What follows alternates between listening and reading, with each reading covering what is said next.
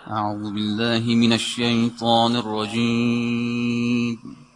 بسم الله الرحمن الرحيم. يا أيها الذين آمنوا كتب عليكم الصيام كما كتب على الذين من قبلكم. صدق الله العلي العظيم. اعوذ باللہ من الشیطان الرجیم. بسم اللہ الرحمن الرحیم. الحمد للہ رب العالمین. شہر رمضان الذي انزل فيه القرآن هدى للناس وبینات من الہدى والفرقان. نور الولایہ ایک بار پھر آپ کی خدمت میں حاضر ہے رمضان لائیو نشریات کے ساتھ. آج کیا تھا پچھلے پروگرام کے اندر بھی کہ نور الولایہ قم المقدسہ میں موجود ممتاز علماء کی باہمی کاوش کا نتیجہ ہے کہ جس کا مقصد و ہدف اسلام ناب محمدی کو تمام عالم اسلام تک پہنچانا ہے. ماہ رمضان کی آمد پر بہت ساری تبدیلیاں رونما ہوتی ہیں کیونکہ ماہ رمضان تبدیلی کا مہینہ ہے. ماہ رمضان استغفار اور توبے کا مہینہ ہے. استغفار اور توبہ انسان تب ہی کر سکتا ہے کہ جب انسان اپنے نفس کی طرف توجہ کرے اور تمام ان چیزوں کی طرف توجہ کرے کہ جو انسان کو خدا کے راستے سے روکتے ہیں.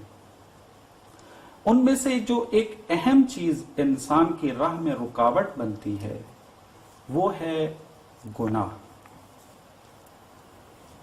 ہم اپنی معمولاً زندگی کے اندر یہ لفظ بہت زیادہ استعمال کرتے ہیں کیونکہ یہ دینی ایک اصطلاح ہے، مفہوم ہے. روایات میں بھی عربی زبان کے اندر اس کا متبادل آیا ہے، قرآن کے اندر بھی موجود ہے، اور ہم اپنی اردو زبان کے اندر بھی اس کو لفظ گناہ سے یاد کرتے ہیں. یہ گناہ اگر انسان کی زندگی میں موجود ہو تو یہ بہت ساری رکاوٹیں انسان کے ہدف تک پہنچنے میں پیدا کرتا ہے. آج آپ کی خدمت میں اس موضوع کو بیان کیا جائے گا اور اس کی مختلف ابحاث کو کھول کر بیان کیا جائے گا تاکہ ہر انسان متوجہ ہو جائے کہ گناہ کیا ہے اور گناہ سے بچنے کے طریقہ کار کیا ہیں اور اس قسم کی دوسری بحثیں.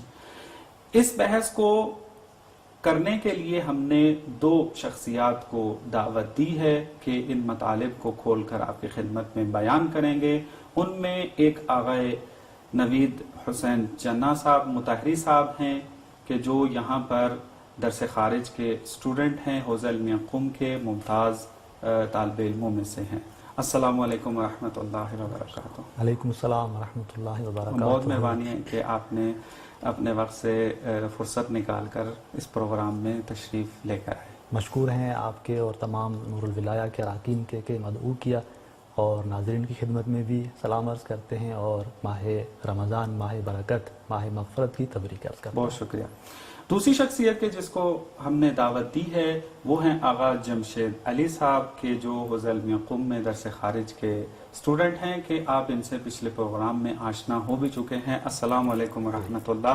دوبارہ آپ کی خدمت میں خوش آمدید کہتے ہیں کہ آپ ہمارے پروگرام میں تشریف لائیں. علیکم السلام ورحمۃ اللہ وبرکاتہ. بہت مہربانی. ہم تمام ناظرین کو ماہ مبارک کے حوالے سے ہدیہ تبریک پیش کرتے ہیں اور دعا گو ہیں کہ انشاءاللہ یہ تربیت کا مہینہ ہم تمام مل کر اپنے نفس کی تہذیب میں بہترین طریقے سے گزاریں. بہت شکریہ. آغا نوید حسین صاحب آپ سے آہستہ آغاز کرتے ہیں. ہمارے معاشرے میں جیسے میں نے ابھی اشارہ بھی کیا ہے کہ یہ لفظ بہت زیادہ استعمال ہوتا ہے کہ گناہ میں مبتلا ہو جاؤں گا، گناہ میں مبتلا ہو جاؤ گے، یا گناہ مت کرو. تو سب سے پہلا سوال یہی ذہن میں آتا ہے کہ پہلے یہ پتہ تو چلے کہ گناہ کا مفہوم کیا ہے، اس کا معنی کیا ہے، پھر انشاءاللہ اس کی بعد والی بحثوں کو پوچھا جائے گا آپ کے خیال میں۔ جی بسم اللہ الرحمن الرحیم۔ کیونکہ گناہ شناسی کا موضوع ہے اور گناہ کی حقیقت کو جاننا سب سے اہم بات ہے اور سب سے پہلی بات ہے، تو اس سلسلے میں قرآن مجید کی طرف اگر نگاہ کی جائے تو متعدد آیات میں اس گناہ کے جو عربی کلمات اور مترادفات ہیں وہ ہمیں ملتے ہیں، جیسے معصیت ہے، عصیان ہے، خطا ہے، جرم ہے اور اس طرح کے دیگر کلمات ہیں۔ لغت میں بھی اسی گناہ کو انہی کلمات سے معنی کی گئی ہے کہ خطا کی معنی واضح ہے، جرم کی معنی بھی واضح ہے، معصیت یعنی وہی نافرمانی۔ یہ کلی معنی جو ہے وہ ان کلمات سے سمجھ میں آتی ہے، لیکن یہاں پر گناہ کی جو ہمارے ہاں گناہ شناسی کے اندر اور مد نظر ہے وہ فقہی اور شرعی احکامات کے سلسلے میں معنی مد نظر ہے، اور وہ یہ ہے کہ گناہ یعنی خداوند متعال کی نافرمانی، اور وہ بھی ان احکامات اور ان قوانین کے سلسلے میں کہ جن قوانین اور احکامات میں حتمیت اور لزومیت کا عنصر پایا جاتا ہے۔ کیونکہ آپ مستحضر ہیں کہ فقہ میں ہمارے ہاں 5 احکام جو ہیں وہ موجود ہیں۔ خداوند متعال نے انسان کی ہدایت کے لیے یہ احکام نازل فرمائے ہیں، مقرر کیے ہیں۔ ان میں سے 2 حکم جن کو ہم واجبات اور دوسرا جن کو ہم محرمات سے جانتے ہیں کہ یہ 2 ایسے احکام ہیں کہ جن میں لزومیت ہے، جن میں حتمیت ہے کہ یعنی واجب حتماً یا کرنا ہے یا حتماً واجب جس کو حتماً انجام دینا ہے، اور محرمات جس کو حتماً ترک کرنا ہے۔ یہ وہ احکامات ہیں کہ اگر انسان واجب کو انجام نہ دے یا محرم کا مرتکب ہو تو اسے نافرمانی کہا جاتا ہے، اور یہ خداوند متعال کے بارگاہ میں ایک نافرمانی ہے جس کو ہم گناہ سے تعبیر کرتے ہیں۔ تو لہٰذا یہ ہماری فقہی اصطلاح کے مطابق ہے، اور یہی مطلوب اور مقصود ہے ہمارے اس بحث میں کہ خداوند متعال کے احکامات کی نافرمانی کرنا، واجبات اور محرمات کے سلسلے میں نافرمانی کرنا۔ لیکن یہاں پر کیونکہ ہم گناہ کی حقیقت کو سمجھنا چاہتے ہیں تو اخلاقیات کے اعتبار سے بھی ضروری ہے کہ اس بات کی طرف ہم توجہ کریں کہ گناہ کی علم اخلاق، سیر و سلوک، عرفان کے اندر کہ جہاں انسان اپنے کمال کی مسیر کو طے کرتا ہے اور چاہتا ہے کہ کمال کے اپنے اوج کی منزل کو وہ حاصل کرے جو قرب الہی ہے، تو اس مسیر کے جو سالک ہیں وہ گناہ کی معنی میں تھوڑی سی وسعت کے قائل ہیں۔ وہ اس اعتبار سے کہ حتیٰ ان سالکوں اور عرفاء کے ہاں علم اخلاقیات میں وہ چیزیں بھی گناہ حساب ہوتی ہیں کہ جو فقہ کے اعتبار سے گناہ نہیں کہلاتی۔ جیسے ایک وہ محاورہ بھی مشہور ہے، شاید نہیں معلوم حدیث ہے یا نہیں، آپ جی میں اشارہ کرتا ہوں اس کی طرف۔ جی تو جیسے مثلا مستحبات کی جو بات ہے احکام فقہی میں، مکروہات بھی احکام فقہی میں سے آپ مستحضر ہیں کہ ان کو اگر ایک شخص مستحب انجام نہیں دیتا،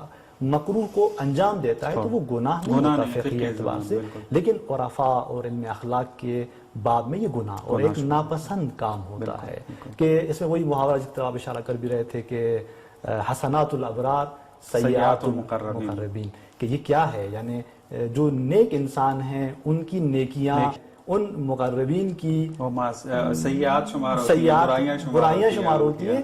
تو اس کی وجہ یہ ہے یعنی وہ درواقع کام گناہ نہیں ہوتا، وہ نیکی ہی ہوتی ہے، لیکن چونکہ جیسے کہ انسانوں کے اندر ایمان اور معرفت اور تقرب کے حوالے سے مراتب ہیں، تو لہٰذا ان مراتب کو جب نظر میں رکھا جاتا ہے، ایک انسان ایمان کے ایک مرتبے پر ہے، معرفت کے ایک مرتبے پر ہے، ایک شخص معرفت کے اور ایمان کے بلند مرتبے پر فائز ہے جس کو ہم مقربین سے تعبیر کرتے ہیں، تو ان سے توقع ہماری زیادہ ہے۔ تو لہٰذا وہ کام، وہ نیکیاں جو ابرار انجام دیتے ہیں، گرچہ قرآن مجید کی آیت طرف اگر آپ مراجعہ کریں تو ابرار کی بھی مدح کی گئی، جی بالکل ایسا، اور یعنی وہاں پر لوگوں کی کیٹیگریاں بنائی ہیں قرآن میں کہ اصحاب یمین ہیں، پھر اصحاب یمین کے اندر بھی پھر آگے جی اور ابرار ہیں، پھر مقربین سب سے مقام اور مرتبہ میں بالا تر ہے۔ تو لہٰذا وہ حتی مقربین کے لیے کچھ چیزیں ناپسند حساب ہوتی ہیں، مذموم حساب ہوتی ہیں، گناہ حساب ہوتی ہیں۔ تو لہٰذا اس سیر و سلوک کی وادی میں مقربین حتیٰ ان چیزوں کو بھی ناپسند سمجھتے ہیں. تو لیکن ہمارے جو یہاں پر مد نظر گناہ سے بات ہے اور جو مقصود ہے وہ فقہی اصطلاح کے مطابق ہے جی کہ انسان حد عقل جو ایک یعنی کم سے کم جو مرتبہ ہے یہاں پر وہ یہ کہ انسان واجبات کو انجام دے, واجبات کو ترک نہ کرے. اگر واجب کو ترک کر دیا تو یہ گناہ ہے. محرمات کو انجام نہ دے, اگر محرمات کو انجام دے دیا تو یہ گناہ حساب ہوتا ہے اور یہ نافرمانی. بالکل, بہت اچھی بحث ہے. معمولاً ہوتا ہے یہ والی اصطلاحات نہ کھلی ہوں تو معاشرے میں جو تھوڑا بہت ان ابحاث میں مطالعات کرتے ہیں تو وہ تھوڑے پریشان ہو جاتے ہیں کہ ایک جگہ پہ گناہ کہا جا رہا ہے, فقہ میں مثلاً اس چیز کو گناہ نہیں کہا جا رہا, لیکن اخلاق کی کتابیں پڑھ رہے ہوتے ہیں تو اس میں اس کو گناہ اور برائی اور ان چیزوں سے یاد کر رہے ہوتے ہیں. تو بعض اوقات عام انسان جو ہے وہ پریشان ہو جاتا ہے کہ بالآخر یہ گناہ ہے یا نہیں ہے. تو آج کی بحث سے نقطہ یہ سامنے آتا ہے ہمارا کہ ہم فقہی طور پر اگر دیکھیں تو وہاں پر فقط وہی حکم کہ جس کے اندر لزوم پایا جاتا ہے, وہ حتمیت پائی جاتی ہے, جس کو حتماً یا ترک کرنا ہے یا انجام دینا ہے. اگر اس کی نافرمانی کر دی تو وہ گناہ ہے. تو ماشاءاللہ آسان طریقے سے آپ نے مطالب بیان فرمائے. اس کے بعد جو ایک سوال سامنے آتا ہے ترتیب سے اسی طریقے سے وہ یہ ہے کہ چلے مفہوم گناہ ہمیں واضح ہو گیا ہمارے لیے اور اس بحث میں کیا نقطہ مراد ہے وہ بھی واضح ہو گیا. اب یہ دیکھنا ہے کہ اس گناہ کے تحقق کی شرائط کون سی ہیں, کیوں کس شرط کے تحت یا شرائط یا ماحول کے تحت انسان وہ گناہ انجام دیتا ہے. بہت ہی اچھا سوال ہے کہ گناہ کب تحقق پاتا ہے, کب ہم ایک شخص کو کہتے ہیں کہ یہ گناہ کار ہے. تو اس کے لیے سب سے پہلی شرط وہ یہ ہے کہ انسان مکلف بنے, یعنی وہ خداوند متعال کی جانب سے جو احکامات نازل ہو رہے ہیں, جیسے اشارہ ہوا کہ واجبات اور محرمات اگر ان کی مخالفت ہوگی تو انسان گناہ کار ہوگا. تو سب سے پہلے انسان مکلف بنے. مکلف کے لیے ضروری ہے کہ وہ بالغ ہو اور عاقل ہو. جب وہ مرحلے بلوغ تک پہنچتا ہے اور وہ اس کا عقل بھی سلامت ہوتا ہے, عاقل ہوتا ہے, تو پھر اس مرحلے میں وہ تمام خداوند متعال کی تکالیف اس کی طرف متوجہ ہوتی ہیں. اب اس کے لیے وہ فرائض جب اس کی طرف متوجہ ہوتے ہیں تو اب یہاں پر اس کو چاہیے کہ ان واجبات کو انجام دے. اب اس مرحلے میں اگر اس نے ایک واجب کو ترک کر دیا کہ بالغ بھی ہے, عاقل بھی ہے اور وہ احکام اس کی طرف متوجہ ہو چکے ہیں, تو یہاں پر گناہ تحقق پاتا ہے. لیکن اس کی طرف اس بات طرف بھی توجہ ہونی چاہیے کہ ہمارے پاس جو واجبات ہیں متعدد یا اس طرح کے جو احکامات جن میں لزومیت ہے, ان کے اپنے اپنے بعض شرائط بھی ہیں.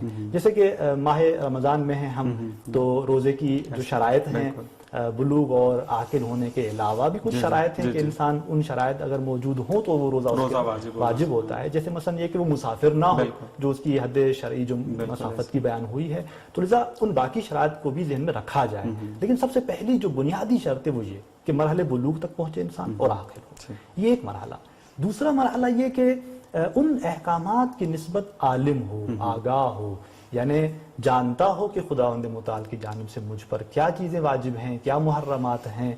اب اگر کوئی شخص نہیں جانتا ہے اور اس احکام میں خدا کی مخالفت کرتا ہے تو یہ نافرمانی اور گناہ حساب ہوتا ہے. لیکن اگر نہیں جانتا تو یہاں نہ جاننے کے بھی دو جو ہے وہ مورد ہیں, جو دو صورتیں ہیں, ان کی طرف توجہ ہونی چاہیے. ایک مرتبہ ہمارا نہ جاننا جس کو ہم جاہل قاصر کے عنوان سے تعبیر کرتے ہیں, یعنی کیا, یعنی یہ کہ اصلا کوئی راہ ہی نہیں تھی جس راہ سے مجھے اس مسئلے کا علم پیدا ہوتا, اصل حکم اس تک پہنچا ہی نہیں ہے.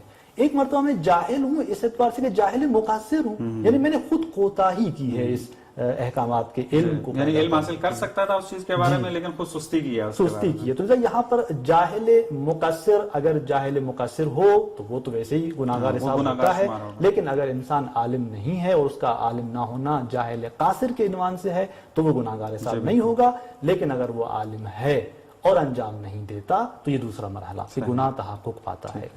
تیسرا مورد جو یہاں پر جس کی طرف اشارہ کریں گے وہ اختیار ہے, ارادہ ہے, کہ انسان جب ایک محرم کو انجام دیتا ہے, ایک واجب کو ترک کرتا ہے, تو دیکھا جائے کہ اس کا یہ واجب کو ترک کرنا آیا اپنے ارادے اختیار سے تھا کہ خدا نے انسان کو مختار بنایا ہے اور جتنی تکالیف اس انسان کی طرف متوجہ ہیں وہ اس کے اس اختیار اور ارادے کی حالت پر ناظر ہیں, یعنی یہ مختار صورت میں جو ہے مکلف ہے. اگر کوئی شخص کسی کو مجبور کرتا ہے کسی کام کے انجام پر، کسی گناہ پر، تو یہ چونکہ مجبوری کی حالت میں وہ گناہ انجام دے رہا ہے تو اس لیے گناہگار حساب نہیں ہوتا، یہاں گناہ تحقق نہیں پاتا۔ تو لہذا تیسرا مورد یہ ہے، اور یہ تینوں مرحلے بنیادی ہیں اس گناہ کے تحقق میں، کہ انسان بالغ اور عاقل ہو تاکہ وہ تکالیف اس کی طرف متوجہ ہو، پھر عالم بھی ہو ان کی نسبت، اور صاحب ارادہ اور اختیار ہو۔ ان مراحل میں اگر نافرمانی کرتا ہے تو یہاں گناہ تحقق پاتا ہے۔ بہت شکریہ۔ یعنی بس 3 بنیادی طور پہ شرائط ہیں، اگر یہ پائی گئی تو ہم کہہ سکتے ہیں کہ اس انسان نے گناہ انجام دیا ہے۔ ایک خود عاقل ہو، ایک اس گناہ کے بارے میں علم رکھتا ہو، اور تیسرا یہ کہ اختیار و ارادے سے کوئی مجبور نہ کرے، یا یہ اب یہیں سے اور فروعات بھی ہمارے سامنے آ جاتی ہے نا، کہ مثلا فرض کرتے ہیں کہ ایک شخص مریض ہے، روزہ نہیں رکھ سکتا، یعنی وہ ارادہ اور اختیار مضطر ہے اس روزے نہ رکھنے کی طرف، تو لذا یہ اس کے لیے گناہ حساب ہے۔ بہت بہت شکریہ، یعنی بہت بہترین مطالب جو ہیں آپ بیان کر رہے تھے۔ آقا جمشید علی، آپ سے یہ سوال ہمارا ہوگا کہ گناہ کو بعض اوقات مختلف اقسام کی شکل میں بیان کیا جاتا ہے، وہ کون سی آپ بنیادی اقسام ہیں کہ جو بیان کریں گے اور ہمارے ناظرین کو ان کا پتہ ہونا چاہیے؟ بسم اللہ الرحمن الرحیم۔ سب سے پہلے ہم اپنے بزرگوار کی خدمت میں ان کا شکریہ ادا کرتے ہیں، بڑے اچھے انداز میں انہوں نے ہمارے لیے وضاحت فرمائی۔ تو گناہوں کے اقسام کے بارے میں اگر ہم قرآن اور روایات کا مطالعہ کریں تو ہمیں جہاں تک معلوم ہوتا ہے کہ بیسیکلی گناہ کی 2 اقسام بیان کی گئی ہیں، کہ ایک گناہ ہے کبیرہ اور ایک گناہ ہے صغیرہ۔ خود قرآن کے اندر یہ ٹرمز استعمال ہوئی ہیں، روایات کے اندر استعمال ہوئی ہیں، یا اس قسم کے 2 قسمیں اور بھی بنا دی گئی ہیں۔ بعض ایسے گناہ ہیں جو قابل بخشش ہیں، اللہ تعالیٰ نے وعدہ کیا ہے کہ میں بخش دوں گا، لیکن بعض گناہ ایسے ہیں کہ جن کے بارے میں خود اللہ نے وعدہ فرمایا ہے کہ میں کبھی نہیں بخشوں گا۔ مثلا شرک ایسا گناہ ہے جس میں قرآن نے صراحتاً کہا ہے کہ یہ قابل بخشش نہیں ہے۔ تو جہاں تک تعلق ہے گناہ صغیرہ اور کبیرہ کا، تو سورہ مبارکہ نساء میں اللہ نے فرمایا اعوذ باللہ من الشیطان الرجیم بسم اللہ الرحمن الرحیم ان تجتنبوا کبائر ما تنہون عنہ نکفر عنکم سیئاتکم وندخلکم مدخلا کریما، کہ اگر تم کبائر سے بچ لو، جس سے تمہیں منع کیا گیا ہے، اس میں سے جو کبائر ہیں، بڑے بڑے گناہ ہیں، ان سے اگر تم اجتناب کر لو تو جو صغائر ہیں ان کو ہم خود بخود معاف کر دیں گے۔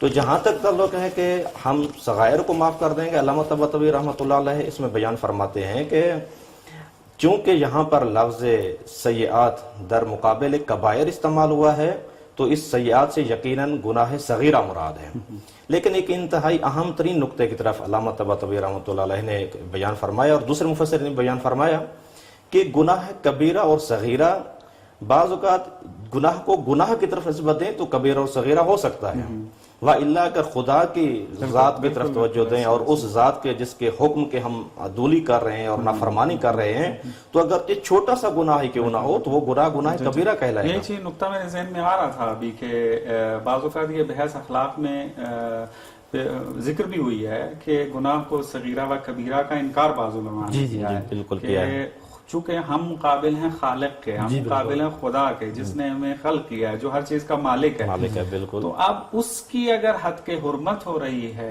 چاہے کسی بھی عمل کے ذریعے، تو وہ صغیرہ کبیرہ نہیں ہو سکتی، بالکل کبیرہ ہی کہلائے گا۔ یہ نقطہ بہت اچھا ہے۔ بات کی تکمیل کے لیے وہ جو وصایا پیغمبر گرامی اسلام کی جناب ابو ذر کے لیے ہیں، ان میں سے ایک وصیت یہ ہے کہ پیغمبر گرامی اسلام فرماتے ہیں کہ یا ابا ذر لا تنظر الى صغر الخطیئہ، کہ ابو ذر اس گناہ کے صغیر ہونے کو، حقیر ہونے کی طرف نگاہ نہ کر، لیکن انظر الى من عصیتہ، نگاہ کرو کہ کس کی عصیان، کس کی نافرمانی کی ہے۔ تو یہ اسی بات کی تکمیل ہے کہ واقعی گناہ جو ہے وہ بہترین ہے، یعنی واقعی یہ چیز بعض اوقات صغیرہ کبیرہ کی یہ تقسیم بعض اوقات بعض افراد کے لیے جرأت بھی تھوڑی دلا دیتی ہے، اسی نقطہ صغیرہ گناہ ہے، اس کو کر بھی لیا تو مشکل نہیں ہے، تو یہ نقطہ بہت اچھا ہے۔ اسی نقطہ کی طرف علامہ طباطبائی نے جو آپ بیان فرماتے ہیں، علامہ طباطبائی نے تحریر فرمایا ہے کہ یہ مت سمجھیں کہ یہ آیت آپ کو سیئات یعنی گناہ نے صغیرہ کی اجازت دے رہی ہے کہ آپ جتنا دل چاہیں خدا نے خود کہا میں معاف کر دوں گا، نہ، کیونکہ انشاءاللہ بعد میں ہم براحل میں بیان کریں گے کہ یہ صغیرہ بھی انسان کے لیے وبال جان بن سکتے ہیں، کہ وہ ایک واقعہ ہے نقل روایات میں کہ پیغمبر اکرم صلی اللہ علیہ وآلہ وسلم ایک بیابان میں تشریف فرما تھے تو اپنے اصحاب کے ساتھ، تو صحرا میں تھے، ان سے فرمایا کہ جائیں لکڑیاں جمع کر کے لے آئیں. تو انہوں نے کہا کہ یا رسول اللہ یہاں پر تو نہیں ہے. تو انہوں نے فرمایا جو کچھ آپ کو ملتا ہے چھوٹی بڑی لکڑی وہ لے آئیں. تو وہ اصحاب گئے، ان سے جو کچھ ملا وہ جمع ہو گئے. جب جمع ہو گیا تو بہت سارا ڈھیر بن گیا. پیغمبر اکرم صلی اللہ علیہ وسلم نے فرمایا ہا قضا تجتمع الذنوب، کہ یہ چھوٹے چھوٹے ذنوب آپ جمع کرتے رہیں گے تو آخرت میں آپ کے لیے وبال جان بن جائے گا. جی بالکل، یہ بات واضح ہے، انشاءاللہ اس کو مزید کھولیں گے، لیکن یہ توجہ ناظرین کی جو ہے وہ دلانا بہت ضروری ہے کہ یہ نقطہ سامنے آیا گفتگو کے اندر کہ گناہ اگر صغیرہ و کبیرہ بن رہا ہے تو وہ گناہوں کی نسبت سے آپس میں مقایسے سے، نہ کہ خدا جس کی نافرمانی ہو رہی ہے اس کے مقابل میں یہ صغیرہ و کبیرہ ہوں گے. تو اس کی نسبت تو ہر چیز کبیرہ ہے، جو بھی نافرمانی ہوگی. حد کے حرمت ہے، اور حد کے حرمت جو ہے مولا کی وہ جو ہے وہ حرام ہے اور وہ کبیرہ گناہ کے اندر آ جاتی ہے. ماشاءاللہ بہت اچھا نقطہ آپ نے جو ہے وہ اشارہ فرمایا ہے.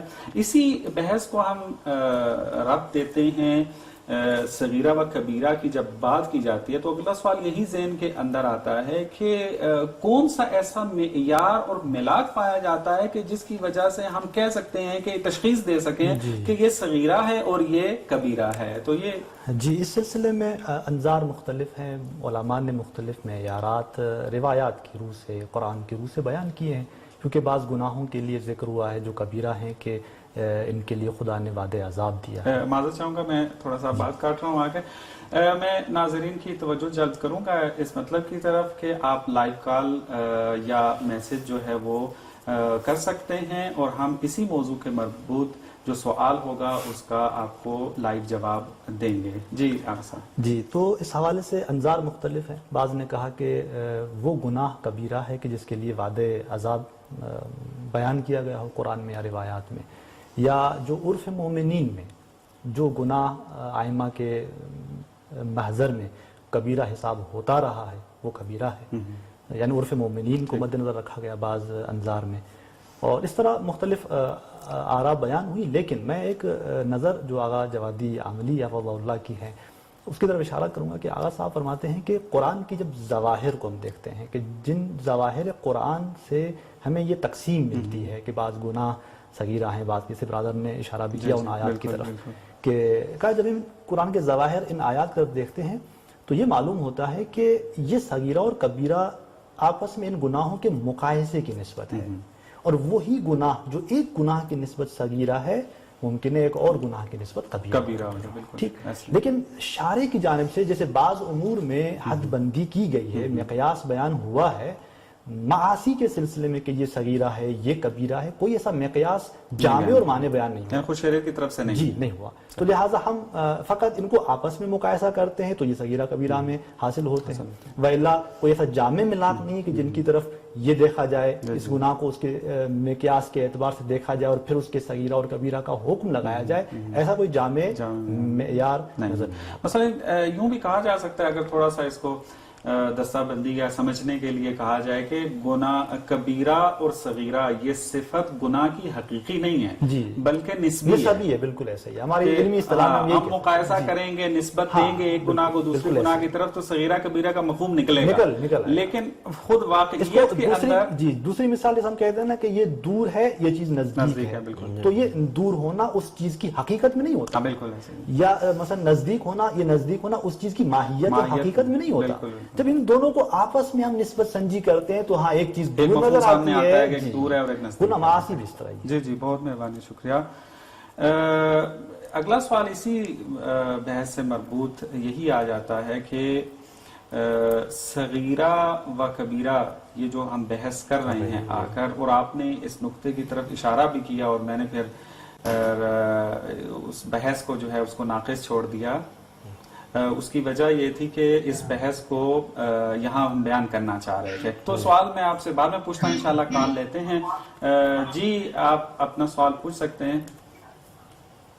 السلام علیکم. علیکم السلام ورحمۃ اللہ. ہم سے پوچھا یہ جا رہا کہ اردو زبان उर्दू जुबान में तफसीर कौन सा मुतालिया किया जाए, कौन सी तफसीर आप रिकमेंड करते हैं इसको मुतालिया किया जाए? जी जी ज़रूर इंशाल्लाह इस सवाल की जवाब आपको प्रोग्राम के दौरान दे देंगे इंशाल्लाह। हम अपनी बहस को आगे बढ़ाते हैं कि सगीरा व कबीरा, सगीरा कब आकर कबीरा की शक्ल इख्तियार कर लेते हैं? जी बिल्कुल, बहुत अच्छा सवाल है। इस तरह क़िबला साहब ने वजाहत भी फरमाई है कि अवलन तो अगर मुकायसा करें तो मुमकिन है वो सगीरा जो बेनी हाल सगीरा है, अगर उसको एक और गुनाह की निस्बत दें तो कबीरा हो सकता है। लेकिन रिवायात में बाज़ चीज़ें बयान हुई हैं। मसलन एक चीज़ जो बहुत ज़्यादा बयान की गई है वो इसरार अला सगीरा।